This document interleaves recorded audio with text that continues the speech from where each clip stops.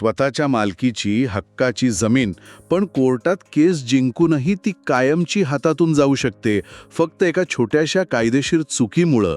धक्का बसला ना? हो, आणि दुर्दैवाने हे राज्यभरात रोज घडतंय. अगदी. आणि म्हणूनच आजचा हा व्हिडिओ शेतकरी, जमीन मालक, सामान्य नागरिक आणि अगदी महसूल विभागातील अधिकारी किंवा कर्मचारी या सर्वांसाठी अत्यंत महत्त्वाचा आहे. नक्कीच. कारण अनेकदा होतं काय, कोर्टाचे निकाल आणि 7/12वरील नोंदी यात अजिबात ताळमेळ नसतो.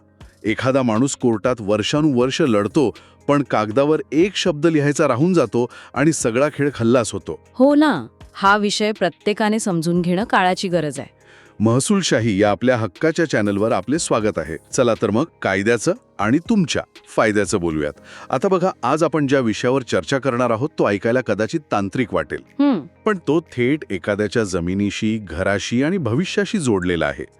आपण माहितीच्या एका अत्यंत महत्त्वाच्या स्रोतावर चर्चा करत आहोत, ज्या डिक्लेरेशन सूट किंवा घोषणात्मक दावा याबद्दल सविस्तर सांगितलं आहे. अगदी बरोबर. तर सर्वात आधी मला अगदी सोप्या भाषेत सांगा, हा डिक्लेरेशन सूट म्हणजे नक्की काय प्रकार आहे?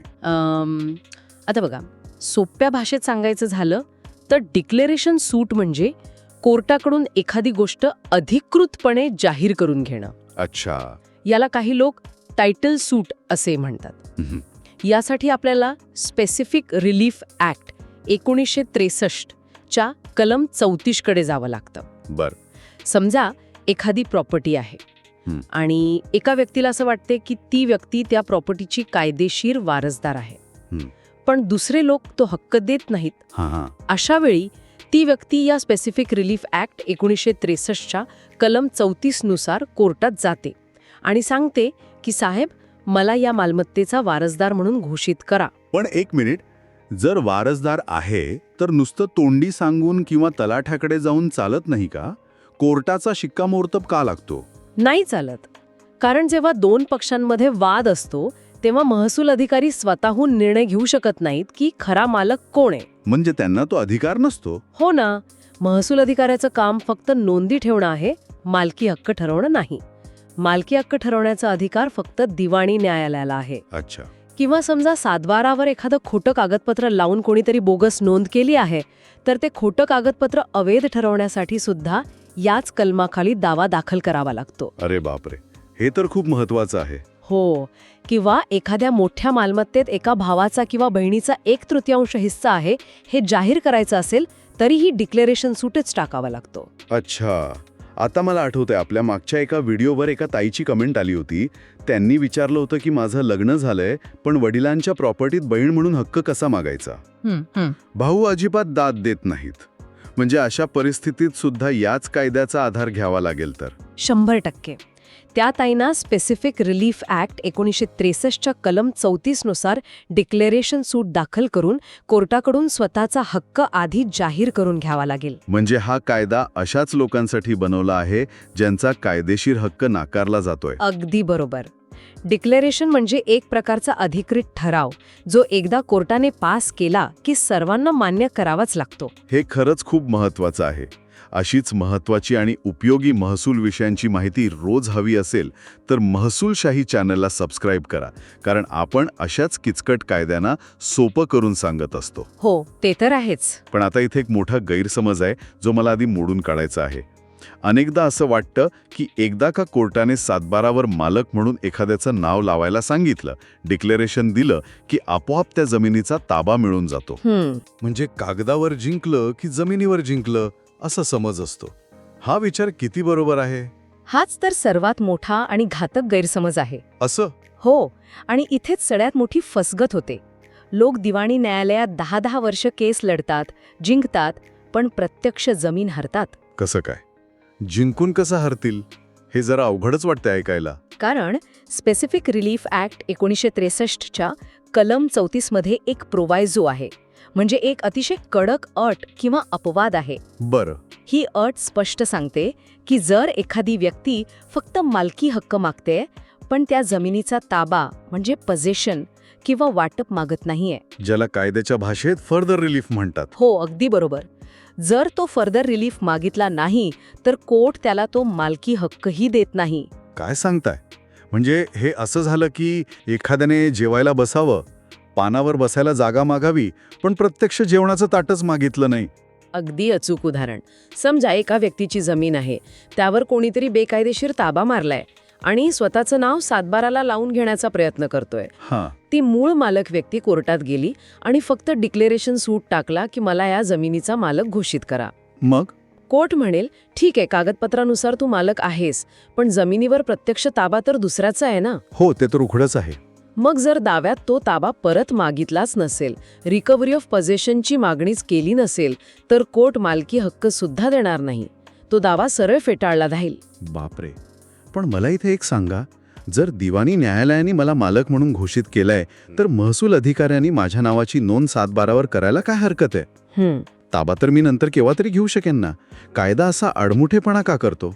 याच ठिकाणी महसूल अधिकारी आणि कर्मचारी सुद्धा गोंधळतात. होतं काय, कोर्टाची ऑर्डर येते की ह्या व्यक्तीला मालक घोषित करण्यात आला आहे. हां, तलाठी किंवा मंडळ अधिकारी ती ऑर्डर वाचतात. पण प्रत्यक्ष जमिनीवर गेल्यावर तिथे दुसराच माणूस शेती करत असतो. बरोबर. आता तलाठी हा काही पोलीस नाहीये की तो त्या माणसाला हाकलून लावेल. तलाट्याला फक्त कागदोपत्री नोंद करण्याचा अधिकार आहे, कोणाऱ्या जमिनीवरून बेदखल करण्याचा नाही. अच्छा, म्हणजे बेदखल करण्यासाठी वेगळा आदेश लागतो. होय, बेदखल करण्यासाठी कोर्टाची पजेशन ऑर्डर लागते आणि जर दाव्यात ती मागितलीच नसेल तर कोर्ट ती देणार कशी? हे पण खरंच आहे. मग महसूल अधिकारी ती नोंद करण्यास नकार देतात किंवा चुकीची नोंद करतात आणि मग तो मालक कोर्टाचा कागद घेऊन इकडून तिकडे फिरत राहतो. अरे बापरे. म्हणजे फक्त मला जमिनीचा ताबा मिळावा हे लिहायला विसरल्यामुळे एवढा मोठा गोंधळ उडतो? अगदी. आणि यावर उपाय काय? समजा मी म्हटलं की मी आज मालकी हक्क मागतो आणि 2 वर्षांनी दुसरी केस टाकून ताबा मागतो, तर चालणार नाही का? अजिबात नाही. आणि इथे मी एक क्विक फॅक्ट सांगू इच्छिते. बोला.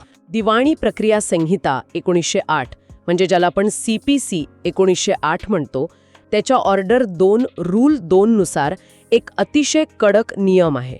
कोणता नियम?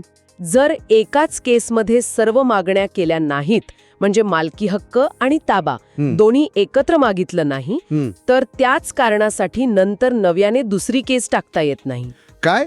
म्हणजे ती संधी कायमची जाते? होय, कायमची जाते. म्हणजे हे असं झालं की एखाद्या सरकारी कार्यालयात जायचं, एक फॉर्म द्यायचा आणि दुसरा फॉर्म द्यायला विसरलो म्हणून पुन्हा दुसऱ्या दिवशी रांगेत उभं राहायचं. आणि मग अधिकारी म्हणेल, कालच का नाही दिलं सगळं, आता पुन्हा रांगेत उभं राहू नका. अगदी तसंच. कोर्टाचा वेळ खूप मौल्यवान असतो. या संदर्भात सर्वोच्च न्यायालयाचा एक अतिशय ताजा निकाल आहे, ज्यावर आपण सविस्तर बोललं पाहिजे. कोणता निकाल? 13 फेब्रुवारी 2024चा निकाल. वसंता विरुद्ध राजलक्ष्मी. सिव्हिल अपील क्रमांक 3854/2014. बरं, या केसमध्ये नक्की काय घडलं होतं?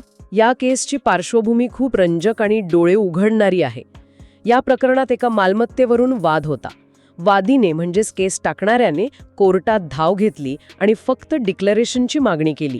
म्हणजे फक्त मालकी हक्क मागितला? हो, त्याने सांगितलं की कागदपत्रांनुसार मी या मालमत्तेचा खरा मालक आहे हे जाहीर करा. पण प्रत्यक्ष जागेवर ताबा दुसऱ्याचा होता? बरोबर, प्रत्यक्ष जागेवर ताबा प्रतिवादीचा होता. खालच्या कोर्टात वर्षानुवर्षे युक्तिवाद चालले. जेव्हा हे प्रकरण सर्वोच्च न्यायालयात गेलं, तेव्हा सुप्रीम कोर्टाने संपूर्ण कागदपत्रे तपासली. मग काय लक्षात आलं? कोर्टाच्या लक्षात आलं की वादीने दाव्यात कुठेही मला ताबा मिळवून द्या अशी मागणी केलेलीच नाहीये. म्हणजे एवढी वर्षे केस लढवून शेवटी ही चूक समोर आली. होय, आणि सुप्रीम कोर्टाने स्पष्ट शब्दात निकाल दिला की स्पेसिफिक रिलीफ ऍक्ट 1963 च्या कलम 34च्या प्रोवायझोनुसार जर वादी जमिनीच्या ताब्यात नसेल आणि त्याने दाव्यात ताब्याची मागणी केली नसेल, म्हणजे फर्दर रिलीफ, हो, तर तो डिक्लेरेशन सूट टिकूच शकत नाही. तो मुळातच बेकायदेशीर ठरतो आणि सुप्रीम कोर्टाने तो दावा फेटाळून लावला. बापरे. विचार करा, वर्षानुवर्षे चाललेला लढा फक्त एका चुकीच्या मसुद्यामुळे वाया गेला. हे खरंच अंगावर काटा आणणार आहे. हो ना. म्हणजे एका बाजूला मालकी हक्क असूनही माणूस रस्त्यावर येऊ शकतो. पण मग इथे एक मोठा व्यावहारिक प्रश्न निर्माण होतो. विचारा. समजा एखाद्या शेतकरी बांधवाकडून किंवा त्याच्या वकिलाकडून केस टाकताना अशी चूक झाली असेल, ताबा मागायचा राहून गेला असेल आणि आता केस कोर्टात चालू आहे, तर ती दुरुस्त कशी करायची? सगळं संपलं का? नाही, सुदैवाने कायदा इतकाही निर्दयी नाहीये. जर वेळेत चूक लक्षात आली तर त्यावर नक्कीच मार्ग आहे. बरं, काय मार्ग आहे? मी यासाठी एक अतिशय स्पष्ट चेकलिस्ट सांगते जी महसूल अधिकारी आणि नागरिक दोघांनीही लक्षात ठेवली पाहिजे. सांगा सांगा. बघा, पहिली गोष्ट, सगळ्यात आधी तुमची केस तपासा. त्यात फक्त डिक्लेरेशन मागितलंय की सोबत ताबा किंवा वाटप सुद्धा मागितलंय हे दाव्याच्या शेवटच्या पानावरील प्रार्थना किंवा प्रेयर क्लॉजमध्ये नीट वाचून घ्या. आणि जर ताबा मागायचा राहिला असेल तर दुसरी गोष्ट, जर लक्षात आलं की ताबा मागायचा राहून गेलाय तर अजिबात घाबरून जाऊ नका. दिवाणी प्रक्रिया संहिता 1908 म्हणजे CPC 1908च्या ऑर्डर 6 रूल 17 नुसार त्वरित एक दुरुस्ती अर्ज दाखल करा, ज्याला अमेंडमेंट ॲप्लिकेशन म्हणतात. अगदी बरोबर. आणि तिसरी कृती, या दुरुस्ती अर्जाद्वारे मूळ अर्जात किंवा अपिलात मालकी हक्कासोबतच ताब्याची कायदेशीर मागणी जोडून घ्या. अच्छा, म्हणजे अशी दुरुस्ती करून चूक सुधारता येते. हो, कोर्ट सामान्यतः अशी दुरुस्ती मान्य करतं. पण इथे मला एक शंका आहे, जर असा दुरुस्ती अर्ज दिला तर समोरची पार्टी म्हणजे प्रतिवादी याला विरोध करू शकते ना? 100% विरोध करणार. ते म्हणतील की हा दुरुस्ती अर्ज खूप उशिरा आलाय. मग यामुळे केसचा निकाल लागायला आणखी उशीर नाही का होणार? उशीर होऊ शकतो, पण ऑर्डर 6 रूल 17चा मूळ उद्देशच हा आहे की खऱ्या वादाचा निपटारा व्हावा. कोर्टालाही माहीत असतं की जर हा दुरुस्ती अर्ज फेटाळला तर संपूर्ण न्याय प्रक्रियेचाच पराभव होईल. त्यामुळे जरी थोडा उशीर झाला तरी तांत्रिक चुकीमुळे कोणावर अन्याय होऊ नये म्हणून न्यायमूर्ती शक्यतो असा दुरुस्ती अर्ज मंजूर करतात. फक्त अट एवढीच आहे की हा अर्ज अंतिम युक्तिवादाच्या आधी दिला गेला पाहिजे. म्हणजे निकाल लागल्यावर दुरुस्ती करता येत नाही? नाही, अजिबात नाही. म्हणजे थोडक्यात केस चालू असताना जर चूक लक्षात आली तर ऑर्डर 6 रूल 17 नुसार दुरुस्ती करून घ्यायची. हे खूपच प्रॅक्टिकल आणि वाचवणारं मार्गदर्शन आहे. नक्कीच. व्हिडिओ उपयोगी वाटला असेल तर लाईक करा आणि इतर शेतकरी बांधवांपर्यंत शेअर नक्की करा. तुमचा प्रश्न असेल तर कमेंटमध्ये नक्की विचारा, कारण अशी माहिती सहसा इतक्या सोप्या भाषेत मिळत नाही. होय. पण आता मला एक थोडा उलटा प्रश्न विचारायचा आहे. विचारा की. कायदा मुळात इतका कडक का बनवला आहे? म्हणजे एखाद्या सामान्य माणसाकडून, शेतकरी माणसाकडून, ज्याला कायद्याचं फारसं ज्ञान नाही, त्याच्याकडून दाव्यात लिहिताना चूक होऊ शकते ना? हो, चूक होऊ शकते. मग कोर्टाने त्याला समजून न घेता थेट केसच का फेटाळून लावावी? हा अन्याय वाटत नाही का? वरवर पाहता हा प्रश्न अगदी रास्त आहे आणि भावनिकदृष्ट्या पाहिलं तर ते खूप कडक वाटतं. पण कायद्याच्या मागे एक फार मोठं तर्कशास्त्र असतं.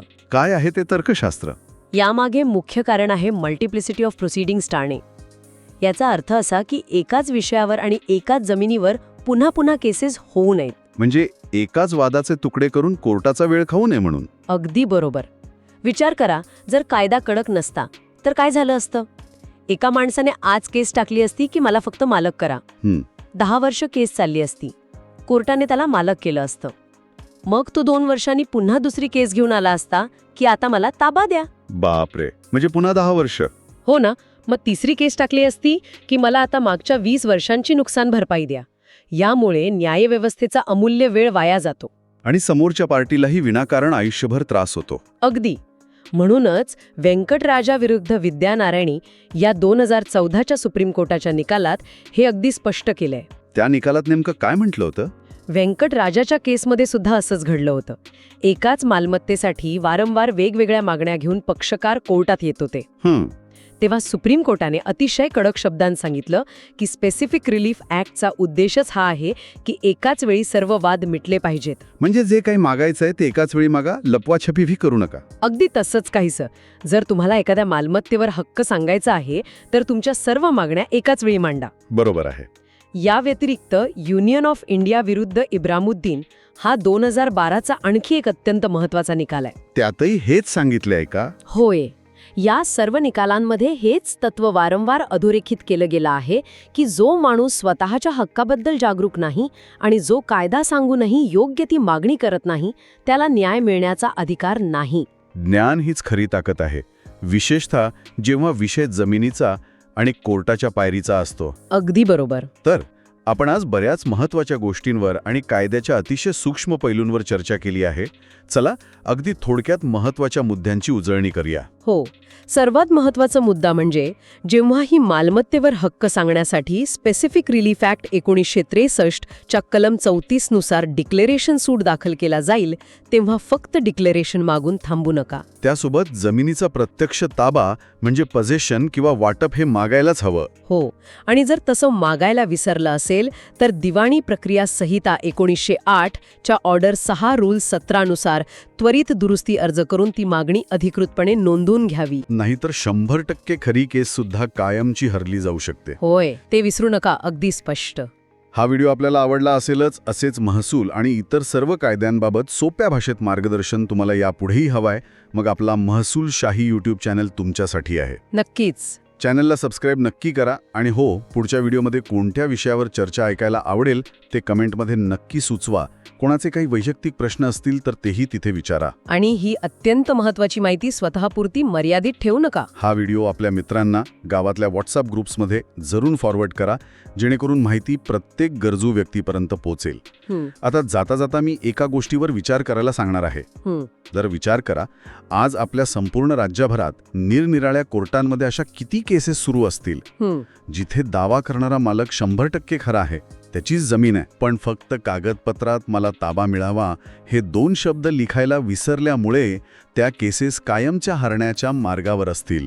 खूप भयंकर विचार आहे हा. म्हणूनच सर्वांनी आपली कागदपत्र एकदा नक्की तपासावीत. हो, ते खूप गरजेचं आहे. कारण आम्हाला विश्वास आहे की ज्ञान हे प्रत्येकाचा हक्क आहे. आज इथेच थांबूया. लवकरच भेटू पुढील भागात. धन्यवाद.